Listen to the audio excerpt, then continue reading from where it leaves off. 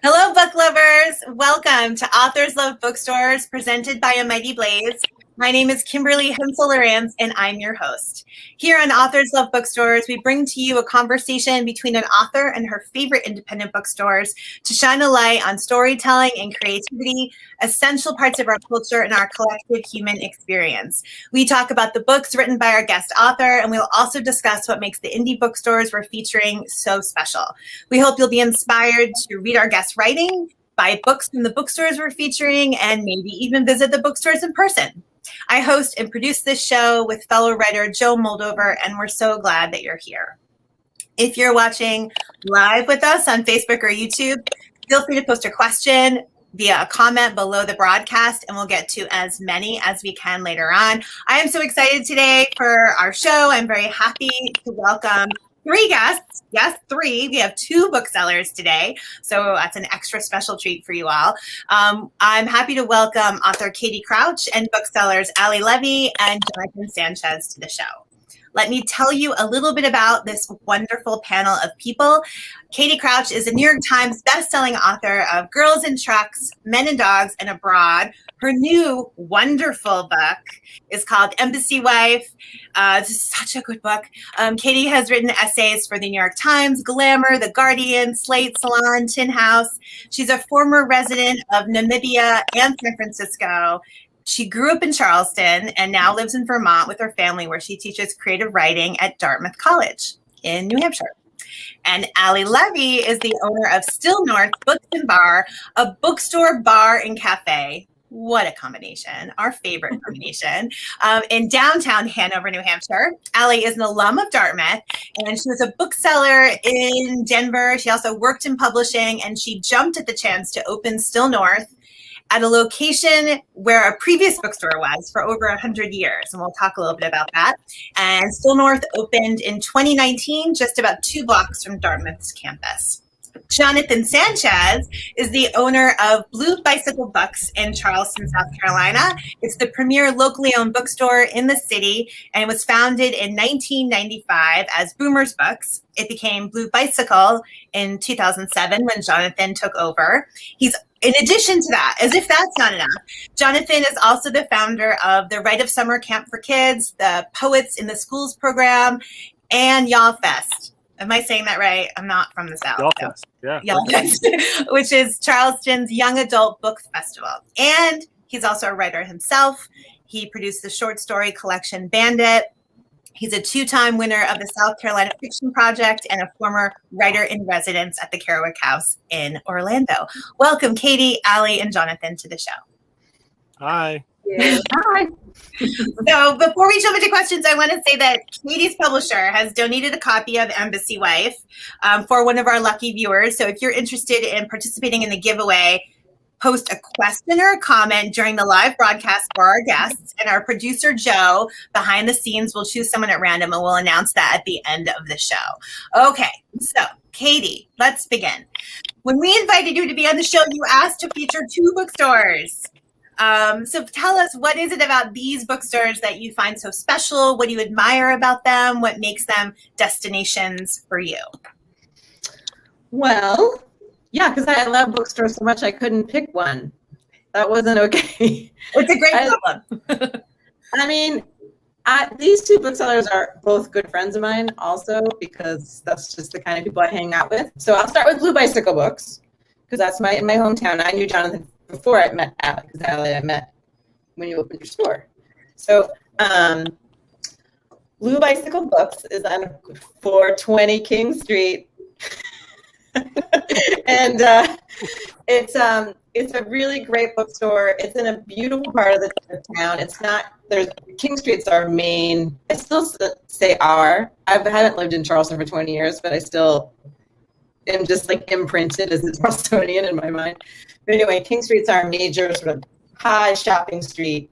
And Jonathan's store is above Calhoun Street, which used to be sort of, I would say, little less fancy, but now it's actually the most fancy area. But anyway, the store sells wonderful new books. He's really good at selecting new fiction, as well as if you're interested in Charleston, really specific Southern books, Southern authors. And also he sells really great used books, and hand selects used books from sort of these, you picture these old plantation houses, or these grand old Southern houses that are filled with books, and then they, something happens in the house that has a biggest, I don't know, escape sale, I guess. You go and you pick and choose the best, like, first edition Faulkners and things. So my husband's a huge first edition nerd, so he loves just like poking through Jonathan's books. So you can find, it's like a treasure trove. But also, I love new fiction. Like, I'm like the new fiction. What's the newest? And I always go buy the new book that I want to read.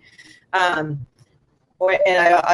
has just all really well curated, beautiful store. And I love the events. And Y'all Fest is really fun. I mean, then there's that whole YA thing. So if you're into that, then it's like a pilgrimage. Then Still North Books is, so I don't live in New Hampshire, I live in Norwich, which is across the river, but I've always gravitated towards Allie's bookstore because it feels so Still North Books is right near Dartmouth College, but it feels like it's in Brooklyn or Providence. It feels very urban. It's like brick and the ceilings are really high. Again, amazing. I love the way that it's curated. You walk in and there's a big wall of books that are face out, and you can really see. I love face out because I'm a cover person too. So I'm I can look at them all and digest. I mean, she knows. I'll sit there and just stare. And she's right. Yeah. And so they're just really both beautiful bookstores with well-curated books, and you don't feel overwhelmed when you go, sometimes you're overwhelmed and I don't know what to do and you run out. These are very well, I keep saying the word curated, but that's the word. Just I never walk out of either store without something in my hand that I'm excited about. Excellent. So Allie and Jonathan, this is our 65th episode of the show. So we've talked to a lot of booksellers over the past year and a half. And what's really fascinating is how the origin stories of all the bookstores are very, very different. So there's people like Allie who are creating a new bookstore. Jonathan, you purchased a bookstore and then changed it. I wonder if you could tell us a little bit about how these bookstores came to be, how you got involved, what inspired you to open these bookstores, to run these bookstores. Jonathan, do you want to start us off? Sure. Yeah, I had worked at the store for a number of years. It was only used books, and it was really great. It was nice. It was, I guess a little quieter than it is now. But so when I bought it, I did not change anything for a while, and it just sort of has become this organic process of adding new things and doing more events. And until 15 months ago, we were doing 2 and 3 events a week, book signings and things like that. So, I think it was just one of those great things where I had been there for so long that I kind of always sort of had back in my mind what things I would do differently. We obsess over it constantly. So it's not, I always think it could be better, but yeah, it's an obsession to try and curate it and have it, just the way you want it. And I'd say in the last few years, I've finally gotten to a point where I'll go, okay, I'm doing pretty well. I don't know how much better I can make the selection. I mean, and you know what I mean? It's a balance of the used and new, and feeling like that is something special and something that only you could only find in Charleston. And I'm pretty particular about keeping everything the way I want it. I think most booksellers are, right? Yeah. And Allie, how did Still North come to be? Yeah. So I had been a bookseller in Denver. And I, at the time, was when I decided to open Still North, was actually living in New York, working in publishing, but really missing bookselling, and really missing the Upper Valley, which is this part of New Hampshire / Vermont that we're in. And kind of had this dream one day. I was like, I just want to open an independent bookstore in Hanover. They had the Dartmouth Bookstore, which at the time had been taken over by Barnes & Noble College. There was a Clinique counter in there. There were the new fiction was in the basement, and it had previously been this really vibrant, really fantastic This is my cat. I knew Hi, Phineas.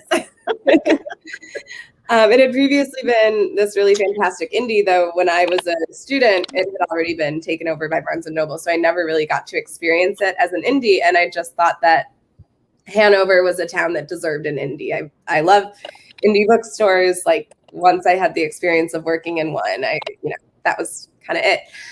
And then maybe 3 months, 6 months after, like really realizing like, oh, I wish that there were a reason to open an indie in Hanover, the Dartmouth bookstore announced that it was closing. So I started working on a business plan and seeing if it was possible. And it turned out it was, and made the decision to be bookstore / cafe and bar because that was the format of the bookstore I worked at in Denver. And I really loved how that created this community space. And Hanover is a town with notoriously difficult rents, and the cafe and bar, though not in COVID times, in regular times, can really help with margin because it's hard to make a small college town rent on bookstore margins. Not impossible, but yeah. So I started working on a business plan and reached out to the landlord, and it went from there. Wonderful. So one of the books that can be found in both of your bookstores is Katie's wonderful new book.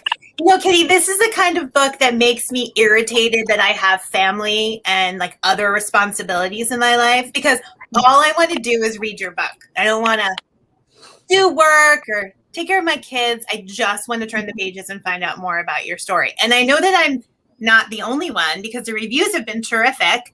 Kirkus calls Embassy Wife a funny, page-turning romp. The New York Times says it's a sharply observed satire of the white savior complex and the poisonous legacy of colonialism.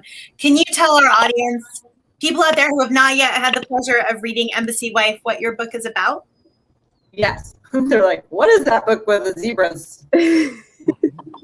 Because the cover. It's a great cover. You're not going to be able to know what it is by the cover, but I love the cover. Embassy Wife, the main character's name, well, no, there are lots of main characters, but the Trojan horse. Embassy Wife is about a woman named Amanda Evans who moves to the country of Namibia with her family because her husband brings them there for a new job. But it turns out that he's brought them there for other ulterior reasons, his ulterior motives having to do with his past. And hilarity and sorrows ensue, but she becomes embroiled in sort of a diplomatic soup involving other State Department spouses and some local people from Namibia as well. And then there's a surprise twist ending. So I can't really, that's it. That's my elevator pitch. Still, yeah. Now you lived in Namibia for how many years? 2 years, 3 years? I lived there for 2 years. 2 years. When you went there, did you think, oh, I'm going to write a book about this? Like, was that your intent? Wasn't your intention for moving to Namibia? Was it?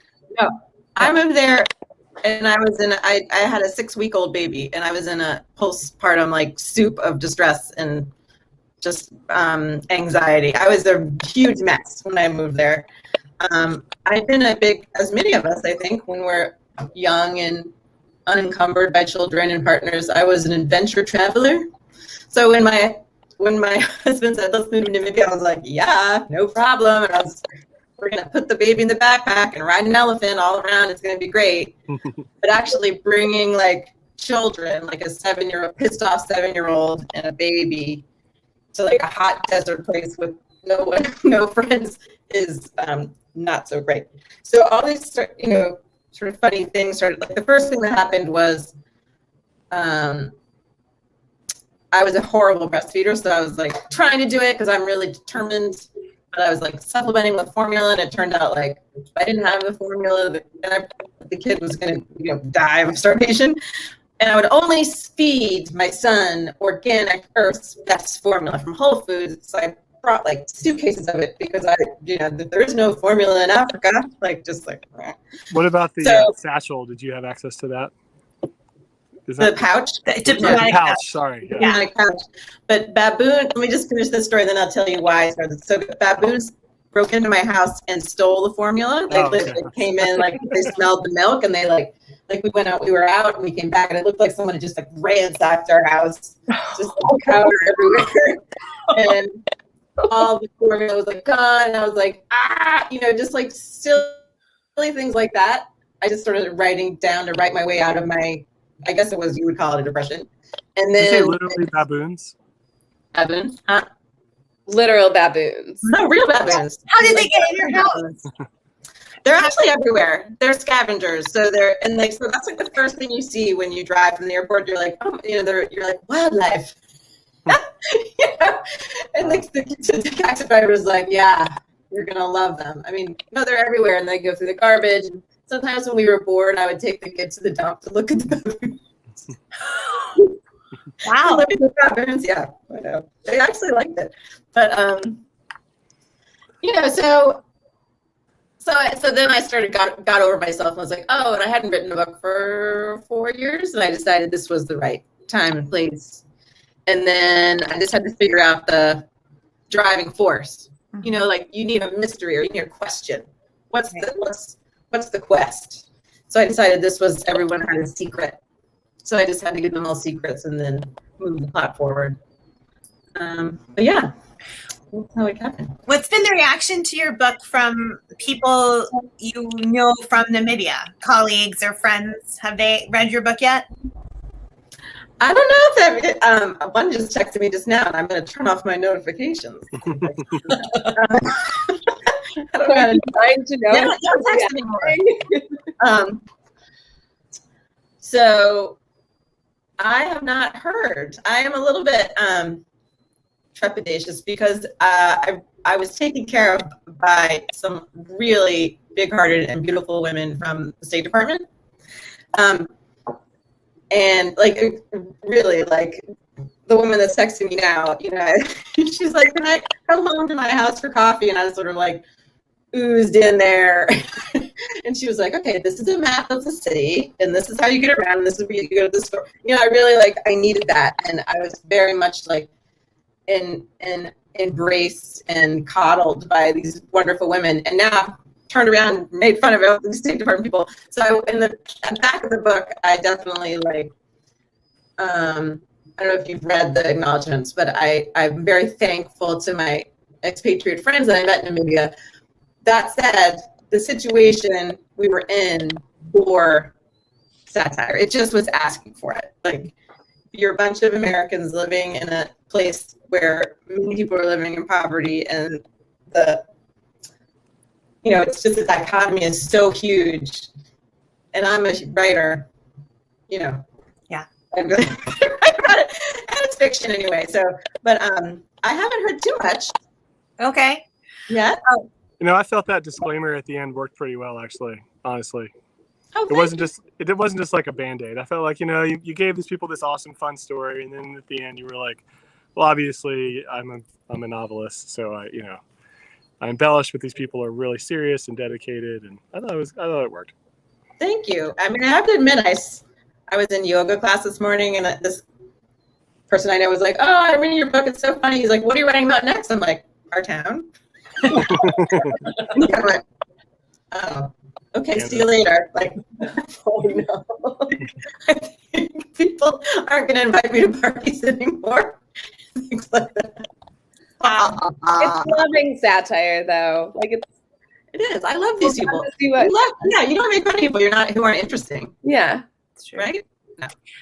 Another thing that's really interesting, segue, grabbing that for a segue, is the way independent bookstores put together such wonderful events. So Jonathan and Allie, I know this past year and a half has been difficult to hold events. I know a lot of them have moved online. But when you think about your stores, is there one or two events you've done, whether they were online or live, that come to mind as the most memorable, the ones that you love to tell people about, that you think kind of exemplify your community or your store? Do you want to go first this time, Allie? Sure. We have not been able to have very many in-person events because we opened December 2019, and then Yeah. But we did get to have a grand opening, which made me really uncomfortable to say grand because I don't know, I'm insecure. So it was a modest opening. It was with the cartoonist Linears, and actually Peter, Katie's partner, Peter Orner, was supposed to be there as well and was totally there in spirit. But because of a family emergency, it ended up being Alexander Chi, who also teaches at the college and is fantastic. And so we had music and people came and celebrated, and it was just like this fantastic, like what a strange pairing, like Linears and Alex Chi.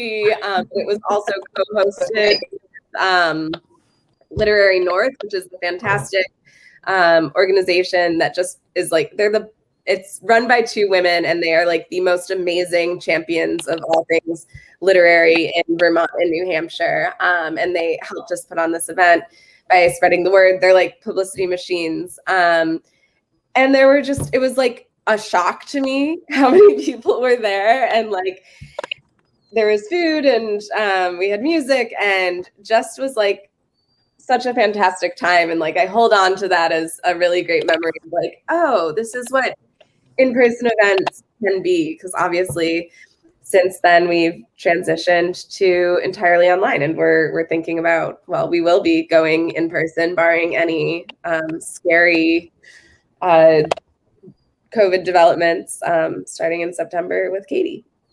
But Yay! that grand opening was really fun, and just like I'm just always amazed that like like I want to go spend a night at a bookstore, but like it's always really heartwarming to see that other people want to do that. Like, yeah, those are your people. Yeah. Jonathan, what about Blue Bicycle? Oh my gosh, I've been racking my brain. I mean, we've used to just do so many, and we've had so many. Obviously, the bad ones come to mind a lot. Ooh, tell us which one's the worst one. I don't know. We had a political candidate last year. Marion Williamson came through, which was like a huge author, right? And I actually liked her before she came. I thought she had some interesting perspective. I didn't necessarily think she'd make a great president, but you know, after like listening for like an hour and a half of talking, you know, like, okay, I think we can wrap it up here. You know, to like the same 30 people who were clearly very devoted. And there was like, also, it was co-produced by a 14-year-old homeschooled child. So that made it extra interesting. Whose mom made all this like homemade soup. That was definitely. I mean, we put on Y'all Fest every year, which is a very large young adult book festival that just is massively dramatic, and you know, I've like hordes of screaming fans. Hordes of screaming fans. The first few years, I mean, it just felt like I was putting on, you know, 50 weddings for 50 brides at the same time. But it's also, you know, I've often toyed with the idea of just doing a general adult book festival for normal books. And I just think like the enthusiasm would just be so much diminished. You know, I mean, so YA is just so passionate, and keeps me on the forefront of all of, you know, cultural controversies, which is great. And you know, it's been honestly like it is what our bookstore is known best for, and it's kind of great. So was there anybody who spoke at Y'all Fest that you were excited about, or you were a screaming fan over? Well, Katie's friend Lemony Snicket came one year, so he had already kind of gone. You know, the thing about a person like him, and his name is Daniel Handler, is that he's very exciting and very interesting, and it's just this giant person. He wore like a suit the whole time. No, you know, very fancy sort of. It has a lot of presence, and so he says half everything he says is interesting. Unfortunately, he puts his foot in his mouth sometimes too, but so that, you know, gets himself in trouble. But he was really funny. Oh gosh, I don't know. But yeah, we've been really lucky to have a lot of cool people come through. You know, it's kind of to a point where if I go out browsing for used books, I'm almost always going to see a name of somebody who's been through the store. That's kind of cool. And so and I used to take that book and I go up to the thrift store and I say, I know Kathy Reichs. Did you know that? No, I'm just kidding. We'll put a link to Y'all Fest below, so for those people wanting to learn more about it, can click over. Yes, we are very close to getting that sucker going again this year. So great. Oh, really? Oh, good. I'm wondering, what are you all like when you go to bookstores? Are you just taking it all in because you're so excited to be in another bookstore, not your own, or are you rearranging the shelves? Are you like grabbing ideas for your own bookstore? What's it like to be a bookseller in someone else's bookstore? probably all of those. Yeah, all of those things. All of those things. Depends on my mood. Sometimes it's like crippling self-doubt. Like I'm still a pretty new bookstore owner, and like I was a bookseller for several years, but like just always thinking that every other bookstore is better than mine. Totally. But there are times where I go into a bookstore and if I'm like in a healthier mindset, or maybe less stressed or something, and I'm just like, oh my God, what a like relief to be in a bookstore that is not mine, and like just to enjoy like the curation and like the space that somebody else has created and not be in charge of creating that space. I think that like it's sometimes, especially as a bookstore, that like it is our goal to be, and this is very much true, I think, of all bookstores, that like we want to be a third place. We want to be a welcoming space for all members of our community. Like we want to represent a diversity of voices. Like we want people to feel welcome, but especially having the cafe element, like we want people to come sit and hang out and like be there. And I'm like always like, oh my God, like is the music too loud? Are the lights weird? Like, is it too hot? Does it smell like bacon? And to get to just like not care about those things and go into another bookstore where somebody is taking care of me and like has done all of that creation of the space for me is like a huge treat most of the time. I like it. Somebody complained once, and ever since then, I'm like, it must not smell like bacon in here. We must be welcoming to vegetarians, and if we smell like bacon, it's like not a safe space for people who don't eat meat, which like might be a little overboard on my thing. I've never, that's the first time we've heard a bookseller say that they had a customer complain because their bookstore smelled like bacon. I mean, it was a rough day. I'm wondering about this past year. What we've heard from other booksellers is that they've had to pivot the way that they run their bookstores during COVID. I'm wondering, now that we're emerging back into whatever life is now, are there COVID era business practices that you employed that you want to keep going forward? Totally. What might be one that would benefit your customers? I think we'll continue. Well, we were behind and didn't have a website where people could order books from. And I had not planned to have a website for the first year or two because I wanted to focus on whether or not my store smelled like bacon. And so we really quickly had to pivot and create a website where people could order books. But we've also really loved doing curbside pickup. It took us a long time, and I'm curious to hear Jonathan's experience with it, but it took us a long time to like get the system down and like figure out, how do we put the books out? Like how is this not like taking a ton of management? But now we just have a bookshelf in front of the store. We wrap books up in brown paper. We write the customer's name on the spine, and if it's paid, regardless of whether they place the order in person, online, or over the phone, if it's prepaid, it goes out on the bookshelf. We bring them out and take them in every night, and people come to me and they're like, it's so fun to see like who has ordered from your store. Like I see my friends there, and like I see my professors, and I really love that. Like we live in. Thank goodness they're wrapped in brown paper. I know. There's been some interesting things in the brown paper. Right? Yeah. I used to live in a small town, and you could see who had what holds at the library. It says a lot. It sometimes feels like a little bit of a like, I know so much about some of our customers, but literally could not like pick them out of a lineup. Like I know their name and their reading taste, and it's pretty intimate. Yeah.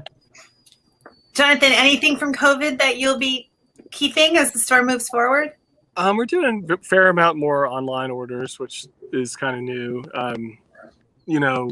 Katie was in town recently and signed book plates, so that was great. I've always been a fan of book plates, as opposed to like tchotchkes and keychains and things like that. But if you buy a book, you get a free, felt pen or something. When we done 3 online young adult book festivals in COVID, because our festival has a sister festival in Los Angeles, and so that caught both April 20 and 20. So that involves mailing out 70 packets to 70 authors, and mailing them back to us, and then mailing those to the fans. So that was something that was interesting that we're not doing again. You're amazing. Yeah. We've always been really about the in-store experience. Sort of like Allie, and we don't have the food and everything, which would be really nice. But I'm definitely I've refocused on that. And rare books have also been really popular. Okay, great. So both of your stores have signed copies. Allie's store has signed copies of Embassy Wife. Jonathan's store has book plates. So you can order from either of them, and we put the links below the broadcast. Katie, one of the things that struck me, I want to talk a little bit about Embassy Wife. One of the things that struck me about this book, other than being irritated with my family that they existed, was this book. That's my life all the time, with or without hypnosis. I'm curious, the book is really funny, like very clever and very funny. And that is hard to do, to have that voice, to be so consistently good at it. I'm wondering, we have a lot of writers who watch our programs on A Mighty Blaze. What can you offer? Like, did your ability to write with such a strong voice that is so humorous and clever like this, what kind of work did you have to do to perfect that? Like, what advice would you offer to someone out there who wants to write funny? Is there a strategy that they could employ? Any suggestions that you might offer? Okay. Well, I would say definitely it has to come from your personality, right? And actually for a long time, I didn't let myself write funny because I thought that it didn't sound earnest. And so my first book it has like a couple, maybe 3 jokes, but it's pretty straight. And I think, it's just timing and whatever the like weirdest thing that's happening in your head that you couldn't actually probably say or do in real life, why not like let that happen on the page, right? And and if you think of a funny moment or you have a funny conversation, especially like funny exchanges, just jot it down, and then you can use it later. But I think that most people that write, if they have some sort of humor, they also have a bit of probably a darker thing going on. So it's just a matter of, letting yourself have fun with like your very darkest moments. I mean, that's why I think this book was so funny. I mean, I think I wrote it in that way. I referred to that earlier, but I was really, it's going to maybe overshare. I was really, really down when I started this book. And this was a way for me to like project myself out of that. And I think that probably does, that tension, you can feel that, and that might be what you're reacting to. And so I would say, write from your heart, find your voice, and also just, what do you think is funny? Like, and I've actually started, I study humor now. Like I've now watched and read Fleabag probably like 30 times. I just think it's brilliant. I'm like, how did she do that? Or like Schitt's Creek. I'm like, how does that monologue work? So that kind of stuff stops. And that's kind of a bummer too, because it ceases being entertainment and suddenly it's now like study work. but yeah, that's my convoluted answer. I love when you're writing as Meg. I like Meg. I laughing at her voice. I just think it's like, everything is funny, and I like laugh at everything. I think there's only one chapter from her voice. Well, there's all the little like inner. Oh, there's the text, but yeah, I wanted that to be timey. Yeah. Yeah. It just, I don't, Garbage. Well, that actually was the thing. So there's a scene where they're sitting on the trampoline and they're saying, garbage, garbage, Yeah. pick up the garbage. And my daughter and her very, very privileged diplomatic friends, whatever, were doing that one day in my yard. And I'm like, what the hell are y'all doing? They're like, garbage, garbage. And my daughter kind of looks at me like she knew she's like, we're playing Rich Lady? This is in like Namibia. We're like, whoa, a bunch of class. But I was like, let's not. Can we not? Let's not. So I was like, I have to write that. Just like, yeah, straight from the heart, Allie. Straight from the heart. Like if it makes you cringe, write it down. Yeah, if it makes you cringe, write it down. Okay, good one.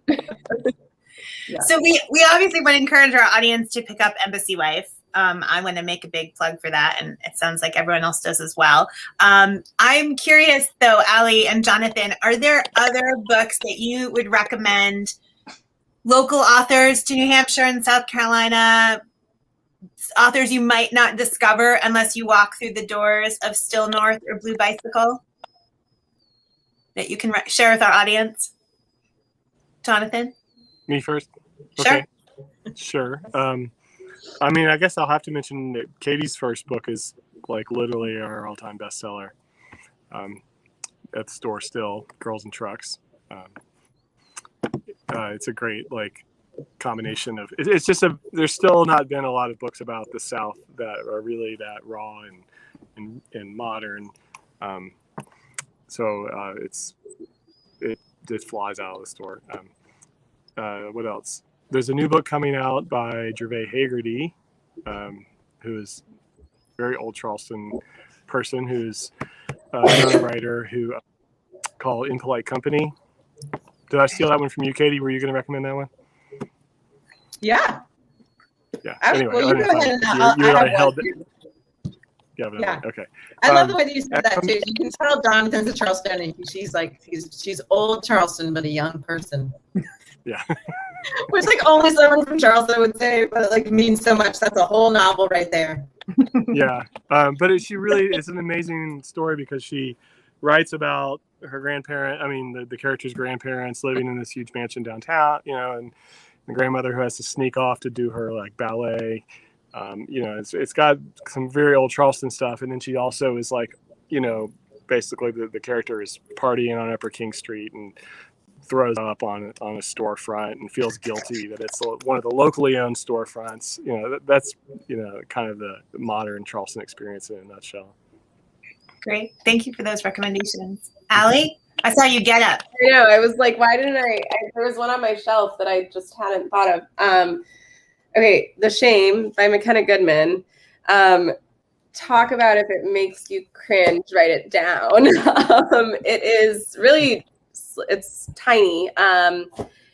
McKenna lives in Vermont, in Vershire, so about half an hour away from where we are, but it's, rural Vermont, New Hampshire, kind of half an hour away is still local.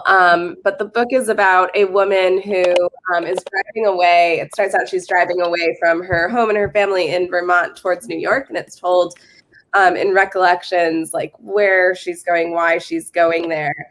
And it's just like super psychological and just like the way that she, like, I think the way that this woman is driving towards this other woman that she's developed like an obsession with over social media. And it's like very intense, but also like super cringy. And just the way that like she gets inside your head as a writer and like she's playing with like projection and just all of these, it's like way smarter than I am. It's really, really fun. And then the other one that I was gonna talk about, I guess I'll kind of claim Peter Heller as a New Hampshire author because he also is a Dartmouth alum. He lives in Denver now, and that's how I first came across his work and then realized he was a local author where I was at Book Bar, and then realized he also was a Dartmouth alum. And he writes like fantastic, gorgeous nature writing combined with like literary fiction combined with a little spin of genre. So The Guide is his latest, which is coming out in next month. It's almost August. And it actually is kind of sequel, but you don't need to read the first one to The River.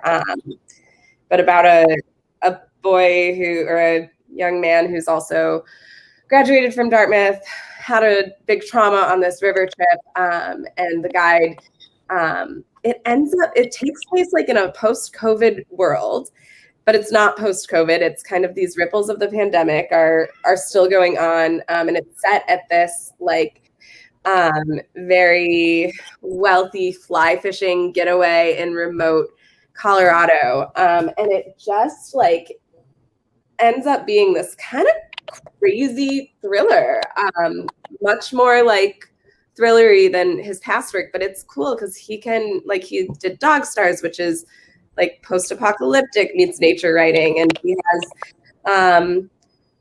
Celine. Dog Stars. That was a sad book. Yeah. Great. Thank you for those recommendations. Katie, anything that you've been reading lately that you wanted to recommend other than Embassy Wife? Here, let's see. This is really good. This is Vendela Vita's book. Since I have it right here. We Run the Tides. This came out this spring. And I love all of her books, but this is my favorite one. It's about San Francisco in the 80s and these young girls that are misbehaving, and one goes missing. And it's just a great literary. She probably wouldn't say it's a thriller, but it felt very thrilling to me. Excellent. And Jonathan, I really like that Roots book, that YA book, and I can't remember the author's name. Roots, about the Gullah. Root Magic. Oh, Root Magic. Yeah. Yeah. Root Magic. Yeah, she's Okay. in London now, but yes, she's a Charlestonian. Charleston, and I was trying to remember her. I don't have the book here, so my phone's not working right now. But I can't remember her name. We'll put the link below. Eden Royce. Okay. Eden Royce. Yeah. Yeah. Okay. That was gorgeous. I read it and I loved it. Excellent. Oh, good. Allie and Jonathan, we always ask booksellers on the show this question. Running a successful bookstore is part hard work, part luck, and part what else?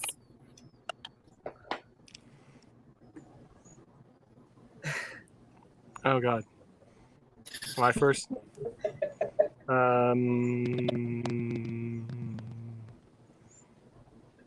Optimism.